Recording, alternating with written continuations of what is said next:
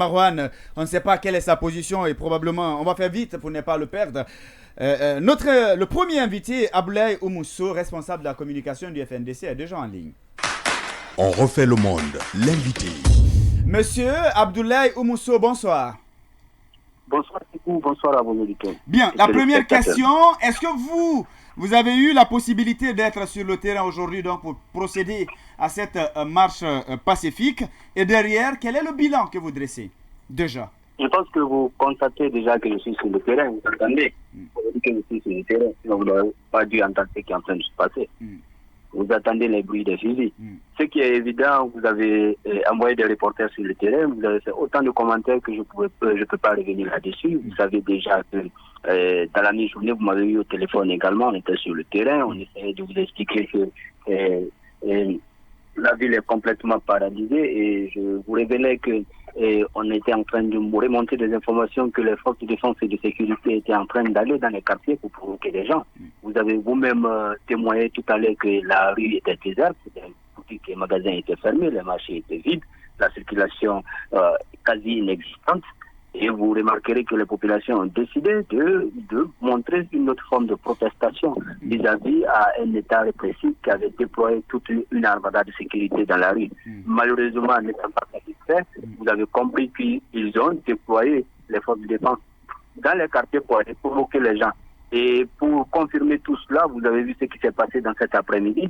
Là, le chef de la junte qui essaye de parader dans les rues de Conakry, malheureusement, à l'arrivée de son cortège à Ouattara, un jeune est fauché par sa date. En tout cas, c'est ce que nous a rapporté nos coordinateurs au niveau de cette rue qui ont secouru le jeune et qui l'ont envoyé à l'hôpital. Malheureusement, il a été un jeune qui ne demandait qu'à vivre.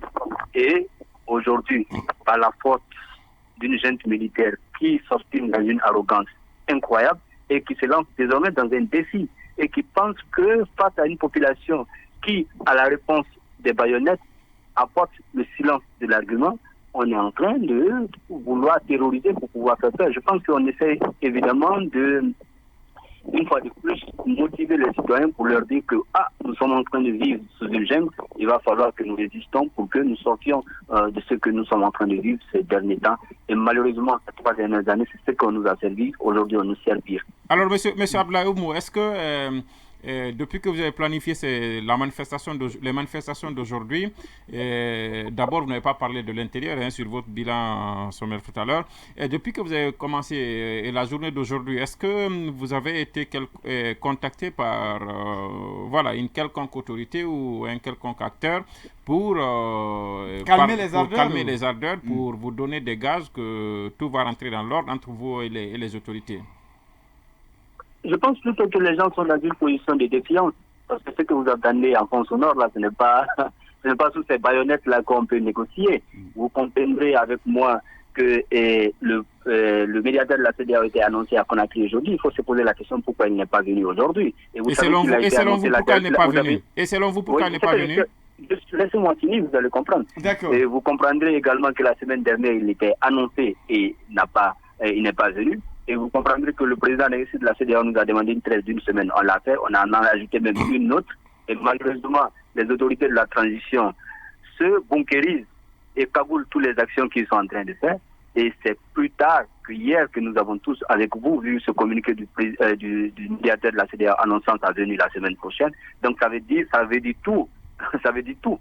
Ça veut dire qu'on a des gens en face qui sont censés créer des conditions idoines pour qu'il y ait un dialogue sincère pour un retour à l'ordre constitutionnel. Ces personnes-là s'arrogent des droits qu'ils n'en ont pas, notamment une légitimité de façade qu'ils pensent avoir par les armes, alors que la légitimité s'acquiert par les urnes. Et vous voyez que l'arrogance est là, et le pays est en train de vivre ce que nous sommes en train de vivre aujourd'hui. Personne n'est fier. Personne n'est fier. Monsieur Abdoulaye Oumou. Personne n'est fier que les boutiques soient fermées. Personne n'est fier que le pays soit paralysé. Personne n'est fier que le pays perde autant d'argent. Vous voyez que même les villes qui n'ont pas annoncé de manifestations, qui ont annoncé des villes mortes, les gens ont été attaqués à leur domicile pour pouvoir avoir de la violence. Monsieur Abdoulaye Oumou. Évidemment. Vous suivez déjà la parade du président aujourd'hui, oui. Oui, M. Abdoulaye, rapidement, une question qu'on ne vous pose pas très souvent. Est-ce que vous dites quand même aux manifestants de le faire pacifiquement, comme l'intitulé de votre appel à manifester? Est-ce que vous leur dites qu'au soir de cette journée Pardon? Est-ce que vous leur demandez qu'à partir de 18h de cesser les manifestations? L'autre question que je m'en vais vous poser, c'est par rapport au président en exercice de la CEDEAO. Ambalo, vous avez demandé de faire une trêve. Vous avez fait une trêve, mais apparemment, ça n'a pas apporté quelque chose. Est-ce que vous êtes revenu vers lui? Est-ce qu'il vous a dit finalement, écoutez, allez-y, parce que je n'ai pas pu canaliser, en tout cas, je n'ai pas pu faire entendre raison à l'autre partie. Est-ce qu'il vous a signifié sa déception vis-à-vis des autorités en place? Avant d'abord, Ambalo, il y a eu les sages de Guinée, il y a eu les imams, il y a eu les chefs coutumiers qui sont venus vers nous. Nous avons fait la trêve. Vous vous rappelez de cela également. Ces sages ont trouvé la porte de la primature et celle de la présidence fermée. Et vous avez vu aujourd'hui, ces sages ne peuvent même pas faire face à nous parce qu'ils n'ont pas tenu leur engagement. Et leur engagement n'a pas été tenu, pas par leur faute, mais parce que des personnes se sont obstinées à montrer de l'arrogance, même à nos sages, des personnes que nous sommes censés respecter. Après eux, il y a eu le président de la CEDEAO, vous avez vu tout ce qui s'est passé et vous avez entendu tout ce qui s'est dit dans la presse, notamment ces appels, ces différents appels qui n'ont pas été pris, cette sortie du président en exercice de la CEDEAO et d'autres sorties du ministre des Affaires étrangères qui, dans son arrogance habituelle, et vous avez suivi le fameux Maurice Sanda qui se fait jouer comme s'il était... On va dire monsieur Maurice Sanda, on va le dire. Disons, nous sommes face à des personnes qui sont arrogantes et qui ne connaissent rien de la gestion de l'État et qui cassent tous les codes de la diplomatie et qui humilient le pays. Quand vous discutez avec des gens qui ne sont pas en Guinée, notamment les diplomates et certains acteurs de la société civile de la sous-région, vous avez honte. Ils se disent, mais quel genre de personnes vous dirigent aujourd'hui? C'est comme si c'était des gamins. Bien. Oui, Monsieur Abdoulaye Mousso, je me demandais tout à l'heure dans mon analyse que j'ai pas vu passer cette fois-ci des lettres d'information aux mairies sur les canaux officiels du FNDC. Est-ce que vous avez choisi cette fois-ci de ne pas envoyer de lettres ou de ne pas les publier? Et est-ce que c'est en lien avec la dissolution?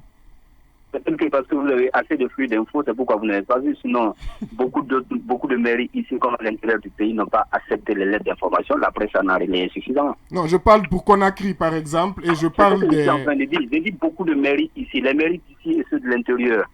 Et ceux de l'intérieur n'ont pas accepté les lettres. Vous savez que c'est quand ils acceptent les lettres qu'ils signent la décharge, mais ils n'ont pas accepté les lettres. Monsieur Sow, comprenez bien ma question. C'est que, Monsieur Sow, d'habitude, le FNDC même publie...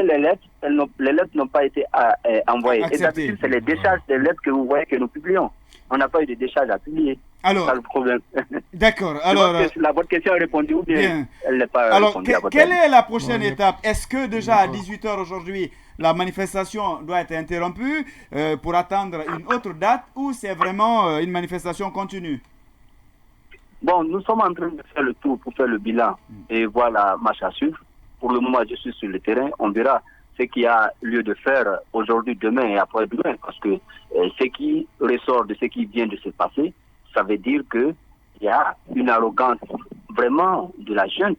Quand le président de cette junte se permet de parader dans la rue et que les membres de son cortège tuent un Guinéen, je pense que cela devrait choquer chacun d'entre nous. Bien. Ça devrait choquer. Et ce message... On nous impose la pause, alors rapidement. C'est un message très grave. Bien, une dernière question. Monsieur Sow, je voudrais simplement savoir, après la dissolution du FNDC, quelles sont les conséquences pour vous au niveau de vos relations internationales? Est-ce que ça a impacté vos relations internationales? C'est une décision de non-avenue. Vous avez vu les réactions de tous les organismes nationaux comme à l'international. Ça veut dire que c'est sans effet. Bien. Nous ne considérons pas cela pour nous une prétendue. Ce n'est pas une décision, c'est une prétendue décision. Bien. Et dans le dictionnaire, vous savez ce que ça veut dire. Merci beaucoup, monsieur Abdoulaye Mousso, d'avoir accepté de répondre à nos questions. Merci, c'est toujours un plaisir. Bien, vous êtes nombreux à nous écrire, Diallo, Abdoulaye, Peuple Mouton. On va marquer une pause, le temps pour nous de penser à nos partenaires publicitaires. On revient juste après et derrière, on aura l'honorable Aboubacar Souma depuis l'étranger dans cette même émission. À tout à l'heure.